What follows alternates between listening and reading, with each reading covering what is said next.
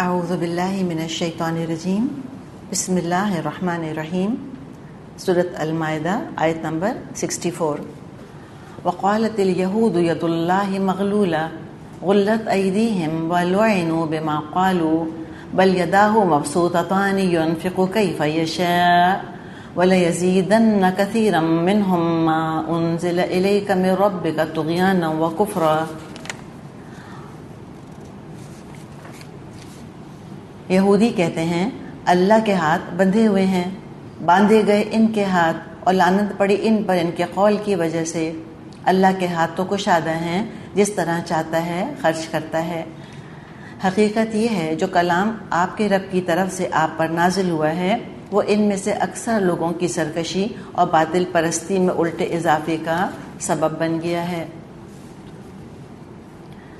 بات یہ ہے کہ کنجوسی یہود کی گھٹی میں پڑی ہوئی ہے. منافق بھی مال کی محبت ہی کی وجہ سے منافق بنا، اور نفاق کا علاج علماء انفاق بتاتے ہیں کہ نفاق سے نجات اگر چاہیے تو اللہ کی راہ میں خرچ کرو، انفاق کرو. اب ظاہر ہے جب قرآن میں تقاضا آتا ہے کہ اقرض اللہ قرضا حسنا، اللہ کو تم قرض حسنہ دو، انفقو، اللہ کی راہ میں خرچ کرو، مما رزقناہم ینفقون، جو ہم نے دیا ہے اس میں سے وہ خرچ کرتے ہیں. تو نفاق والی آیات منافقوں پر بہت زیادہ بھاری پڑتی تھیں اور یہود پر بھی بہت بھاری پڑتی تھیں کہ ایمان کا تو تقاضا ہے کہ تم خرچ کرو. تو انہوں نے مذاق بنا لیا اللہ کا، کہنے لگے ید اللہ مغلولہ، اللہ کے ہاتھ، اللہ کا تو ہاتھ بندھ گیا، نعوذ باللہ، کہ اللہ تو اب خرچی نہیں کر سکتا، وہ ہم سے مانگ رہا ہے. ایک مطلب یہ. دوسرا مطلب کیا اس کا علماء نے بتایا وہ یہ ہے کہ انہوں نے کہا کہ ید اللہ مغلولہ، کہ اللہ کا ہاتھ بندھ گیا. کب کہا؟ جب اللہ کا فضل اور کرم ان پر کم ہونا شروع ہوا تو بھی انہوں نے یہ بات کہی. پھر اسلام نے آ کر سود پر پابندی لگائی تو سودی کاروبار گھٹنے لگ گیا. پھر اسلام نے آ کر اوس اور خزرج کو آپس میں شیر و شکر کر دیا تو ان کے ہتھیار نہیں بک رہے تھے تو کمائی میں کمی ہو گئی، سودی قرضے نہیں لے رہے تھے تو کمائی کم ہو گئی. پھر اسلام نے آ کے شراب پہ پابندی لگا دی اور یہ شراب کشید کیا کرتے تھے تو یہ ہتھیاروں کا کام کرتے تھے، سودی قرضوں کا کام کرتے تھے، وائن بنانے کا طریقہ ان کو آتا تھا اور سنار تھے. تو آپ دیکھیں نا کہ 4 میں سے 3 ذریعہ آمدنی پر تو پابندی لگ گئی. پھر نظر نذرانے ختم ہو گئے، لوگ آ کے ان سے سوالات پوچھتے تھے، کچھ نہ کچھ ضرور ان کے ہاتھ پہ رکھے جاتے تھے. تو انہوں نے کہا کہ اللہ کا ہاتھ بندھ گیا، اب اللہ ہم کو نہیں دے رہا، ہمارے پاس کمی ہو گئی ہے. نعوذ باللہ، جیسے باندھنے کا اختیار کسی اور کے پاس ہے جو آ کر اللہ تعالیٰ کا ہاتھ باندھ دے گا، نعوذ باللہ اللہ پر غالب آ جائے گا. کیا جرت ہے ان کی. اللہ تعالیٰ کا غصہ غضب، غلت ایدیہم، باندھ دیے گئے ان کے ہاتھ. یہ بد دعا کا کلمہ ہے دراصل، جیسے تبت یدا ابی لہب و تب، ٹوٹ گئے ابو لہب کے دونوں ہاتھ اور وہ خود بھی برباد ہو گیا. جو غلت ایدیہم، باندھ دیے گئے ان کے ہاتھ، پھٹکار ہے ان کے اوپر. وَلُعِنُوا، اور لعنت کیے گئے، بما قالوا، جو کہا انہوں نے. الفاظ دیکھیں انسان کو کہاں جہنم میں لے جا کر گراتے ہیں. اعمال تو ہیں ہی ہیں، الفاظ کے بارے میں کتنا محتاط ہونا چاہیے. بعض دفعہ ہم کہتے ہیں ہم صرف کہہ تو رہے ہیں، صرف کہہ ہی تو رہے ہیں. تو یہ صرف کہنا نہیں ہوتا، بہت بڑی بات ہے. معاذ بن جبل نے آ کے نبی اکرم صلی اللہ علیہ وسلم سے کہا تھا رضی اللہ عنہ نے کہ اللہ کے رسول صلی اللہ علیہ وسلم کہ اپنی باتوں پر بھی ہم پکڑے جائیں گے. آپ کو بہت پیار تھا آپ صلی اللہ علیہ وسلم کو معاذ بن جبل سے. آپ نے فرمایا ثقلت کا امک یا معاذ، تیری ماں تجھ کو روئے اے معاذ. ایک پیار کا انداز ہے بات کرنے کا. تکلت کا امک یا معاذ، تیری ماں تجھ کو روئے معاذ. زبان کی کھیتیاں ہی تو اوندھے منہ دوزخ میں گرائیں گی. تو معمولی بات نہیں ہے جو پہلے کہا جاتا تھا کہ پہلے تولو اور پھر بولو. لعنوا بما قالوا، قالوا دیکھیں کہنے کی وجہ سے، منہ سے الفاظ نکالنے کی وجہ سے اللہ نے ان پہ پھٹکار ڈالی، اللہ تعالیٰ نے ان پر لعنت فرما دی. اور اللہ کا کیا کہنا، اللہ کی تو کیا شان ہے. سبحان اللہ، اللہ اکبر، سبحان ربی العظیم. ہم تو نماز میں اٹھتے بیٹھتے اپنے رب کی تسبیح کرتے ہیں. بل یداہ مبسوطتان، اللہ کے تو دونوں ہاتھ کشادہ ہیں. ينفق کیف یشاء، جس طرح چاہتا ہے وہ خرچ کرتا ہے، کوئی کمی نہیں اس کے لیے. بخاری میں حدیث ہے، آپ صلی اللہ علیہ وسلم نے فرمایا بے شک اللہ کا دایاں ہاتھ بھرا ہوا ہے، کسی طرح کا خرچ کرنا اسے کم نہیں کرتا. کیا تم نے دیکھا اس نے جب سے آسمان اور زمین پیدا کیے کس قدر خرچ کیا ہے؟ تو اس میں اس سے کچھ بھی کمی واقع نہیں ہوئی جو اس کے دائیں ہاتھ میں ہے. کوئی اللہ کے خزانے میں کمی نہیں ہوتی. ان کی حرکتوں کا اثر خود انہی پر پڑ رہا ہے. اور جیسی باتیں انسان کرتا ہے وہ اپنی ہی دراصل کیا کر رہا ہوتا ہے، اپنی ہی وہ دراصل ایک طرح سے ذہنیت بنا رہا ہوتا ہے، اپنے آپ کو کنونس کر رہا ہوتا ہے کہ مجھے ایسی ہی حرکتیں کرنی ہیں. جو ہم بولتے ہیں وہی ہم کرنے بھی لگ جاتے ہیں ایٹ ٹائمز. جہنم کی گہرائی میں خود گرا رہے ہیں اپنے آپ کو. فرمایا کہ جو کچھ آپ کی طرف نازل ہو رہا ہے اس سے تو اور ان کی طغیانی میں اور ان کے کفر میں اضافہ ہو رہا ہے. کیوں؟ دل بیمار ہے نا ان کے، ہیں ہی مریض. اب مثال کے طور پہ چینی اپنی جگہ تو بہت اچھی چیز ہے، لیکن اگر کوئی بیچارہ مریض ہے، وہ دنیا کا مریض ہے، چلیں دنیا کا مریض ہے، اس کا قصور نہیں ہے کہ اس کو ڈائبٹیز ہو گئی ہے، لیکن اچھی غذا بھی کھائے گا تو مرض ہی بڑھے گا نا. اب وہ تو چلے مجبور ہے، اس کو تو اپنے دنیاوی مرض پر اللہ کے یہاں سے اجر مل رہا ہے. یہ جنہوں نے دلوں کو مریض بنایا یہ تو کوئی اجر کی چیز ہی نہیں، یہ تو خود اپنے ہاتھوں سے انہوں نے دل کو مریض بنایا.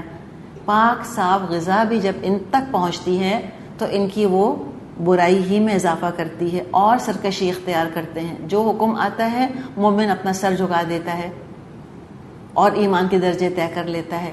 ان کا کیا ہوتا ہے منافقوں کا، یہود کا، جو نیا حکم آتا ہے اور سرکشی کرتے ہیں اور مذاق اڑاتے ہیں اور کہتے ہیں ہم تو ہرگز نہیں کریں گے، ہم نہیں بات مانیں گے، اپنے آپ کو خود جہنم میں گراتے ہیں. وَأَلْقَيْنَا بَيْنَهُمُ الْعَدَاوَةَ وَالْبَغْضَاءَ إِلَى يَوْمِ الْقِيَامَةِ، ہم نے ان کے درمیان قیامت تک کے لیے عداوت اور دشمنی ڈال دی. اللہ تعالیٰ نے ان کے دل پھاڑ دیے آپس میں، ہسٹوریکلی ایک دوسرے سے لڑتے رہے. اور مسلمانوں کو بھی عبرت حاصل کرنے کی ضرورت ہے. جو اللہ کا حق ادا نہیں کرے گا، جو شریعت کے حصے بکھرے کرے گا، اللہ ایسی امتوں کو بھی حصے بکھرے کر دیتا ہے اور ایک دوسرے سے لڑوا دیتا ہے ان کو.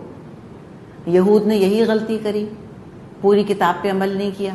عیسائیوں نے یہی غلطی کری، پوری کتاب پہ عمل نہیں کیا. مسلمانوں نے ایگزیکٹلی سیم غلطی کری، پورے قرآن پہ عمل نہیں کیا. تو ہم دیکھتے ہیں کہ جو ان کے درمیان عداوت کا اور بغض کا اللہ نے ذکر کیا ہے، یہ آپس میں مسلمانوں میں کم ہے کچھ. کتنی عداوت ہے، کتنا بغض ہے آپس میں. لاکھوں جانیں آپس کی جنگوں میں گئی ہیں. آپ کو یاد ہوگا جو عراق کی اور ایران کی جنگ ہوئی تھی، کون مرا اس کے اندر؟ کافروں کے خلاف لڑ رہے تھے؟ نہیں، آپس میں پھوٹ پڑ گئی، آپس میں لڑ رہے ہیں. تو یہ اللہ تعالیٰ کی طرف سے یہ بھی ایک طرح کی سزا ہوتی ہے. اللہ تعالیٰ ہمارے دلوں کو آپس میں جوڑے. بہت دعا کیا کریں ہم مسلمان کہ اللہم الف بین قلوبنا واصلح ذات بیننا. اللہ تعالیٰ ہمارے دلوں میں الفت ڈال دے، اللہ ہمارے معاملات کی اصلاح فرما دے. اور پلیز میں اور آپ کوشش کریں، ایمان کا تقاضا، ایمان کے نام پر ایک درخواست کہ لڑنا چھوڑ دیں ایک دوسرے سے. چھوٹی چھوٹی باتوں کو ایشو بنانا چھوڑ دیں، شکایتیں کرنی چھوڑ دیں ایک دوسرے سے. اپنے حقوق کے بارے میں حد درجے حساس ہونا چھوڑ دیں. اس لیے کہ عداوت اور یہ بغض یہ پہلے افراد کو پھاڑتا ہے، اس کے بعد خاندان پھٹتے ہیں، پھر امتیں پھٹ جاتی ہیں ساری. تو یہ ان کا حال ہوا. خوب آپس میں لڑائیاں جھگڑے ان کے ہوئے. ہٹلر تو خود کرسچن تھا نا، کرسچن تو تھا، اس نے تو خوب یہودیوں کو قتل کروایا. اسپینش انکوزیشن میں کرسچن ملکہ تھی ایزابیلا، جو کرسچن بادشاہ تھا اور کرسچن ملکہ تھی، انہوں نے دوسرے طبقے کے کرسچنز اور یہودیوں پر خوب ظلم کے پہاڑ توڑے. جو ان کے فرقے کا کرسچن نہیں تھا ان پر بھی ظلم کیا، جوز پر بھی کیا، اور مسلمان بھی لپیٹ میں آئے، اس لیے کہ مسلمان تو رولرز تھے اسپین کے، ان کو تو دبانا لازمی تھا ان کے لیے کہ دوبارہ سر نہ اٹھا پائیں کبھی یہاں پر. تو اسپینش انکوزیشن مشہور ہے، آج بھی اس کو ضرب المثل کے طور پہ استعمال کیا جاتا ہے. فرمایا کلما اوقدوا نارا للحرب اطفأها اللہ ویسعون فی الارض فسادا واللہ لا يحب المفسدین. یہ جب کبھی جنگ کی آگ بھڑکاتے ہیں اللہ اس کو ٹھنڈا کر دیتا ہے. یہ زمین میں فساد پھیلانے کی صحیح کر رہے ہیں، مگر اللہ فساد برپا کرنے والوں کو ہرگز پسند نہیں کرتا. نبی اکرم صلی اللہ علیہ وسلم کے خلاف جنگی کارروائیاں خود بھی کرتے رہے اور مشرکین کو بھی جا جا کر خوب آپ کے خلاف بھڑکاتے رہے. ایک سے ایک جا کر شعر پڑھا کرتے تھے وہاں پر. بدر کے بعد تو انہوں نے اپنی سرگرمیاں بہت تیز کر دی تھیں، خوب انتقام پر آمادہ کیا تھا مکے والوں کو کہ نکلو تم جنگ کرو، اپنے مقتولین کا بدلہ لو. تو اللہ تعالیٰ نے بہت سے موقعوں پر مسلمانوں کو ان کے شر سے بچایا. جنگیں مسلمانوں کا کچھ بھی نہ بگاڑ سکیں، بہت کچھ مسلمانوں کو سکھا دیا. تو یہ اللہ تعالیٰ نے کرم کیا تھا مسلمانوں پہ کہ ان کی بہت سی جنگوں کو تو اللہ تعالیٰ نے حقیقت میں تبدیل ہی نہ ہونے دیا. کتنے فتنوں سے اللہ نے بچا لیا. اور دیکھیے سارا ماضی کا صیغہ ہے، کلما اوقدوا نارا للحرب اطفأها اللہ. یہ کب کا ذکر ہے؟ جب آپ صلی اللہ علیہ وسلم کا زمانہ تھا. اس لیے کہیں اس غلط فہمی میں ہم مبتلا نہ ہو جائیں کہ اب یہ جنگیں کر رہے ہیں تو اللہ تعالیٰ کیوں نہیں بجھاتا ان کے جنگ کی آگ کو. ذرا ہم بھی اپنے غریبانوں میں جھانک کے دیکھ لیں ہمارا اپنا کیا حال ہے. ہم نے کون سی دین کی مدد کی ہے کہ اللہ تعالیٰ ہماری مدد کرے گا. اچھا، جہاں تک فساد کا تعلق ہے اس کے لیے مضارع کا صیغہ آ رہا ہے، وَيَسْعَوْنَ فِي الْأَرْضِ فَسَادًا، اور یہ زمین میں فساد مچاتے پھرتے ہیں، اس میں کوئی شک نہیں ہے. آپ انٹرسٹ بیسڈ بینکنگ دیکھ لیں، آپ سنیما دیکھ لیں، ساری جو فلم انڈسٹری ہے اس کو دیکھ لیں، ہر جگہ آپ کو کون نظر آئے گا؟ مسلمانوں نے تو ایجاد نہیں کیا یہ سارا کچھ. فلمیں بنانی مسلمانوں نے تو ایجاد نہیں کری، یہ ایجاد، یہ برین چائلڈ تو اہل کتاب ہی کا ہے، انہوں نے شروع کیا. اور ہم روتے پیٹتے تو بہت چیزوں کو ہیں آج کہ یہ کیوں ہو رہا ہے اور عورت کی عزت کیوں نہیں ہو رہی اور بچوں کے ساتھ زیادتیاں کیوں ہو رہی ہیں. کبھی ہم روٹ کاز بھی دیکھ لیا کریں. یہ آخر اتنی حیا کیسے اٹھ گئی لوگوں میں سے، اتنی بے شرمی کیسے پھیل گئی؟ تو ہم فلموں کو انڈر ایسٹیمیٹ نہیں کر سکتے. بہت بڑا کردار ادا کیا ہے فلموں نے حیا اٹھانے میں. پھر یہ میگزینز ہیں اور اس میں دنیا زمانے کی جو گند بلا ہے، یہ سارا فساد ہے، اخلاقی فساد، یہ کس نے اٹھایا؟ اس کا آغاز تو انہوں نے کیا اور ہم آنکھ بند کر کے ان کے پیچھے چل پڑے. وہ ہمارا اپنا قصور ہے. اسی طرح عقیدے کا فساد، اللہ کا انکار کرنا، دین کے بارے میں شکوک پیدا کرنا، یہ ساری نظریات، یہ ساری تھیوریز کہاں سے آئیں؟ سب آپ کو پیچھے جوز ملیں گے کوئی نہ کوئی. یہ ساری جو ڈاروین کی تھیوریز ہم پڑھتے ہیں، ڈاروین کون تھا؟ مسلمان تو نہیں تھا. اسی طرح کمیونزم کا جو سارا نعرہ اٹھا، کارل مارکس وغیرہ جیو تھے. آپ کو بہت سے بڑے بڑے جو انقلابات یا نظریاتی انقلابات دنیا میں برپا ہوئے ہیں، آپ کو ان کے پیچھے جو برین ملے گا کام کرتا ہوا، وہ جیوز کا ملے گا یا کرسچنس کا ملے گا. اس میں سے انکار نہیں ہے کہ بہت کچھ دنیا کو فائدہ بھی دیا ہے انہوں نے اور بہت کچھ دنیا کی ترقی بھی ہوئی ہے. اس میں بھی مسلمان پیچھے ہی رہے. ہمارا دور تو گزر گیا ترقی کا.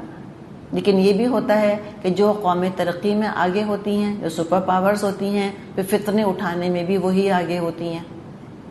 اچھائیوں میں آگے ہوتے ہیں تو گناہوں میں بھی یہی آگے ہوتے ہیں.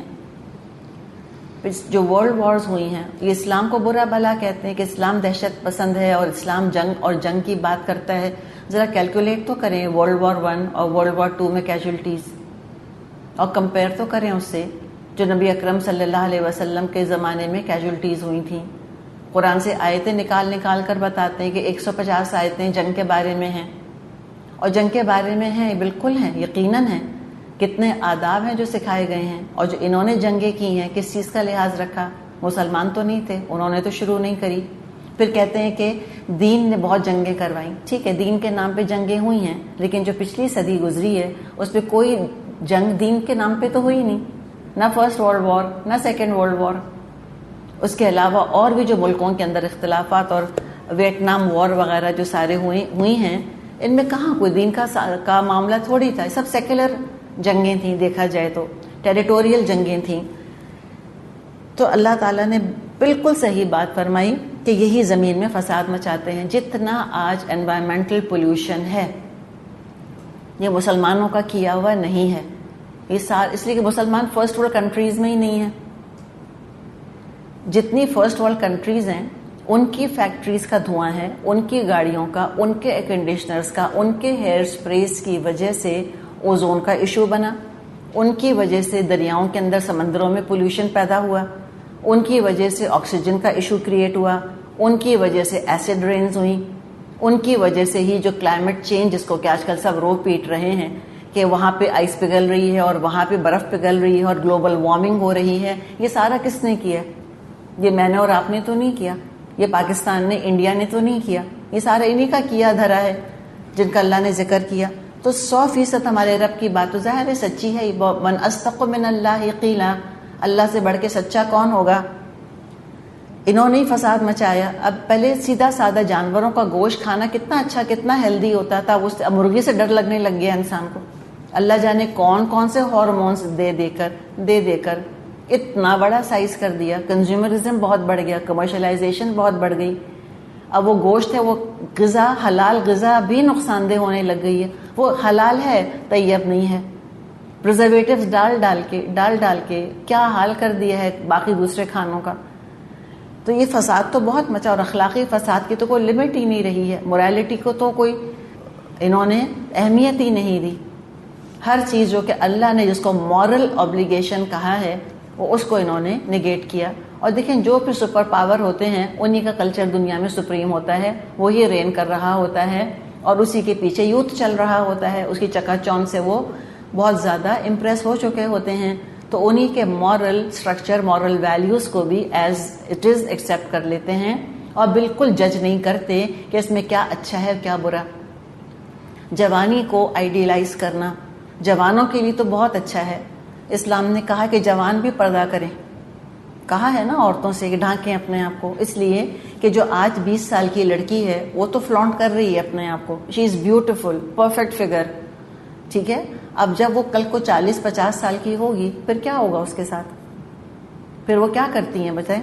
پھر کمپلیکسز ہیں، انسیکیورٹیز ہیں، پھر سرجریز ہیں، پھر بوٹاکس ہے، پھر پلاسٹک سرجری ہے، پھر کہیں کچھ ہے اور کہیں کچھ ہے، پھر لیزر کروائیں گے، کہیں کچھ کروائیں گے. تو اس کو بھی تو سوچیں نا. اب اگر ڈے 1 سے ڈھانکا ہوا ہے اپنے آپ کو، تو پھر وہ 40 سال کی عورت ہو یا وہ 50 سال کی عورت ہو، وہ ایز اٹ از سیکیور ہے. اس عمر میں سبھی ڈھانکنا چاہتے ہیں، کوئی نہیں چاہتا، اس لیے کہ جسم خوبصورت رہا ہی نہیں ہوتا. اب وہ تو اس کا وہ جوانی والا معاملہ تو نہیں رہا ہوتا. تو اسلام تو سبھی کے سکون کے لیے آیا ہے کہ تم عمر تمہاری بڑھتی جائے تو تم اپنے گزری ہوئی جوانی پر حسرتیں نہ کرو، پھر تم گریس کے ساتھ اپنی عمر گزارنا. پھر لیکن سب چیزیں ہم یہ دیکھ رہے ہیں کہ بدل کے رہ گئی ہیں. تو اللہ تعالیٰ نے فرمایا کہ اللہ تعالیٰ تو فساد کو بالکل پسند نہیں کرتا. تو لہٰذا سبق ہمارے لیے یہ ہے کہ مذاق ہو یا سنجیدگی ہو، اللہ کا، دین کا لحاظ برقرار رہنا چاہیے. اور یہ بھی ہم پھر ریئلسٹکلی سمجھ لیں کہ قرآن سن کر بہت سے لوگ اور زیادہ کفر میں بڑھیں گے. کب؟ جب وہ حکم سن کے انکار کریں گے، جب وہ آیات سن کے مذاق اڑائیں گے، جب وہ سن کر کہیں گے ہاؤ از دس پاسبل، یہ کیسے ہو سکتا ہے، یہ تو نہیں ہو سکتا. یا حکم سن کر کہیں کہ how unfair, this is not fair, کتنا انجسٹس ہے. اور کفر ان کا بڑھے گا. صرف بول رہے ہیں, بس بولنے کی وجہ سے بھی اپنے لیے عذاب جمع کر رہے ہیں. اب اللہ تعالیٰ نے فرمایا وَلَوْ أَنَّ أَهْلَ الْكِتَابِ آمَنُوا وَاتَّقَوْا لَكَفَّرْنَا عَنْهُمْ سَيِّئَاتِهِمْ وَلَأَدْخَلْنَاهُمْ جَنَّاتِ النَّعِيمِ.